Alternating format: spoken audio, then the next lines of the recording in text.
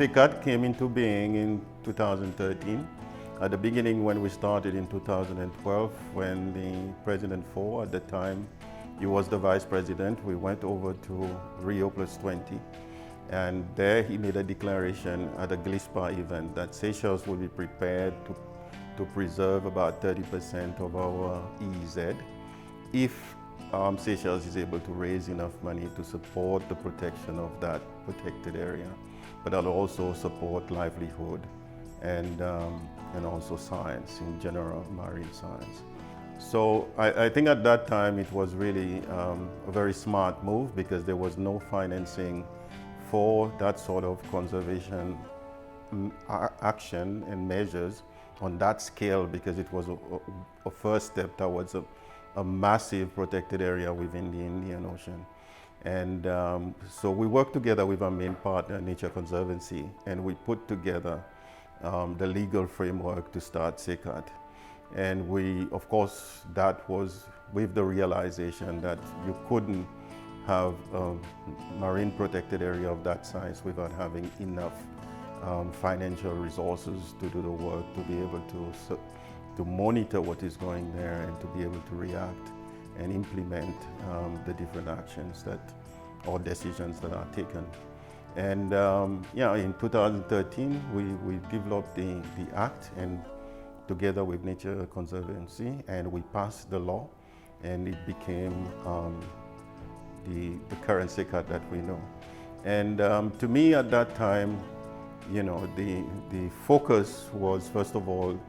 to work towards empowering people,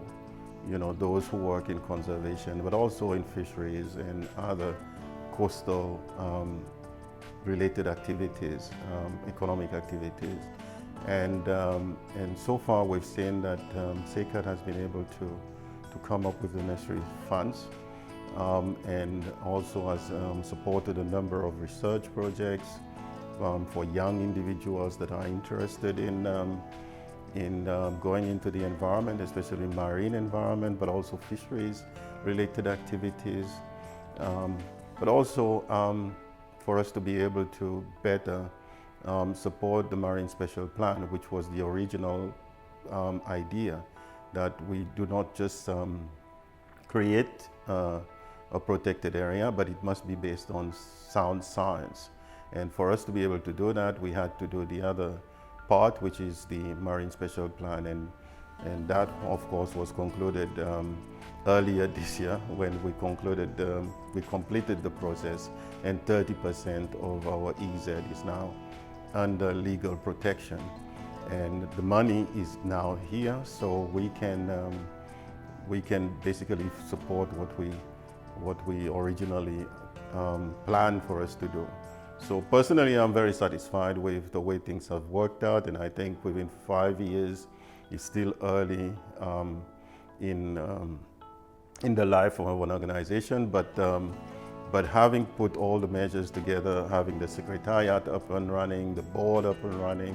and the different projects are being financed, and the process has been set up. So today, now, it's just a question of building on the foundations that has already been put together. So I think the next step is really to do a review of how far we've moved from 2013 when it was created, and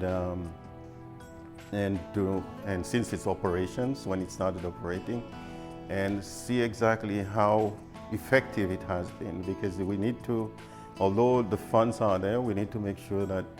every cent is used effectively and that it does contribute towards the sustainable development of our ocean resources, and at the same time contribute towards conservation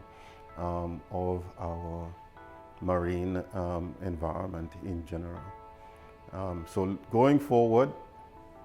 I believe that there's plenty of scope for us to focus especially on livelihood, especially now that Seychelles is being hit by COVID-19. There is a necessity for us to be able to support new ideas, new innovative ideas of how people can find better ways, innovative ways for them to use the resources in a sustainable manner within our marine and coastal environment.